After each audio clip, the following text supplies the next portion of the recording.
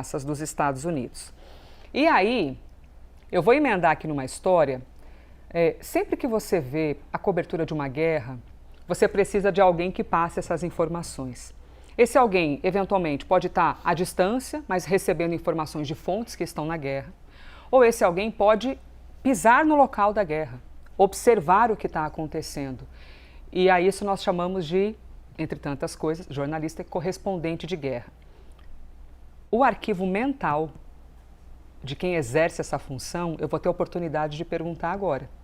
A gente recebe aqui no live o nosso analista de assuntos internacionais, Lourival Santana, que já cobriu 15 conflitos armados e agora está lançando a segunda edição do livro Minha Guerra contra o Medo, o que o risco de morte ensina sobre a vida.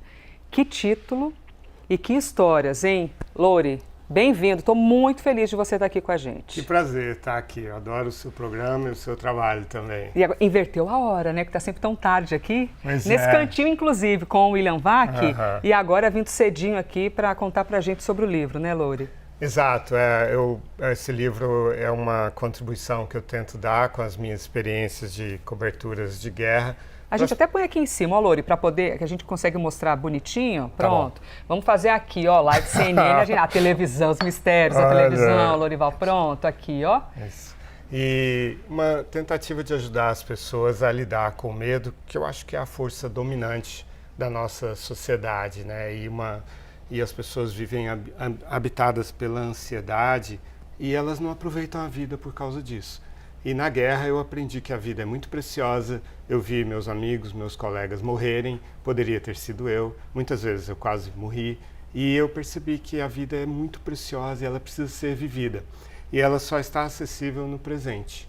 E as pessoas vivem remoendo o passado, imaginando o futuro, imaginando ameaças que são pura fantasia, que não estão acontecendo. E o medo ele só é legítimo diante de uma ameaça real, presente. Se o teto desmoronar, se acontecer um terremoto agora, um assalto, um atropelamento, aí sim, você vai ativar o seu medo, é natural, o seu instinto vai te nortear, te dizer como reagir.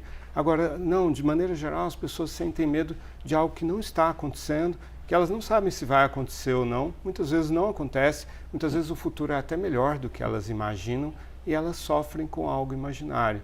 Então, esse livro ele propõe 7 passos de como lidar com o medo para as pessoas terem um caminho para viver a vida presente e não ficar habitadas pela ansiedade, que é uma doença crônica. Nossa, fantástico. Só o que você já disse agora, Lourival, que de só não tem nada, que já é uma grande palavra, já é fantástico que a gente possa ouvir.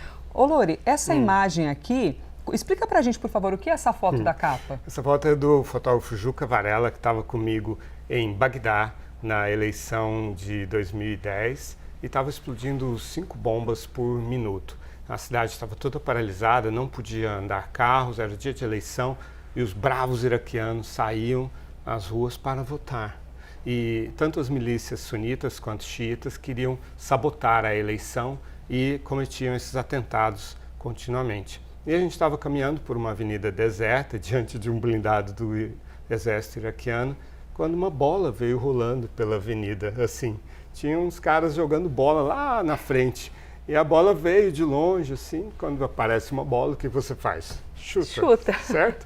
E aí o Juca fez essas fotos. Eu acho que elas demonstram, assim, é um cineminha, que o livro é muito ilustrado por fotos coloridas e tal, que mostra a leveza, a incerteza, o inesperado, o acaso, que é muito uma mensagem que eu quero trazer nesse livro. A vida é cheia de coisas que a gente não controla.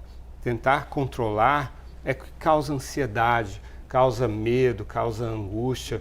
Deixa a bola rolar, deixa as coisas acontecerem. A gente não tem controle. Nossa. A gente faz a nossa parte, a gente organiza, a gente planeja, tá certo. Mas eu conto histórias em que eu fiz tudo isso, fiz tudo certinho, e de repente aconteceu o que era absolutamente inesperado. Ou seja, o planejado sempre acabava... Você planeja para você ter o seu extintor de incêndio sempre cheio. E numa guerra, como é que planeja, Louri? Então, você está do lado das pessoas certas, dos intérpretes, dos guias, dos motoristas, dos colegas. Você decide o que você vai levar, se leva o satélite telefone de satélite, se leva só o computador, se leva o tripé. São decisões, micro decisões que são vitais na sua vida. Se você vai de carro, se você vai a pé, se você vai, se você fica, né? São inúmeras micro decisões. Sim, tem muita organização e muito planejamento, mas sem a ilusão do controle. A ilusão do controle é que te leva à ansiedade e a se distrair daquilo que é realmente essencial. Descansar na incerteza, esse é um dos 7 passos que eu proponho. Aceitar que o mundo é uma soma de inúmeras interações das quais você não tem o menor controle. Descansar na incerteza, ficar leve, não ter a ilusão do controle. Enquanto vocês estão ouvindo o nosso analista, que palavras, hein? Nós estamos acompanhando as imagens aparecendo. Elas passam bem rapidinhas. Ô, Lori, só conta pra gente, se você lembrar assim, que país que é, que conflito que era, tá aparecendo ali do seu lado direito. Agora eu estava indo num avião da FAB para o Xingu. Aqui eu estou num túnel do Hamas, na faixa de Gaza. Um túnel do Hamas na faixa de Gaza? É. Esse é o Raul Reyes, o comandante das Farc, comandante militar das Farc, uma entrevista no meio da selva. Esse é o Yasser Arafat, que era o líder da Organização de Libertação da Palestina. Eu, muito novinho aí.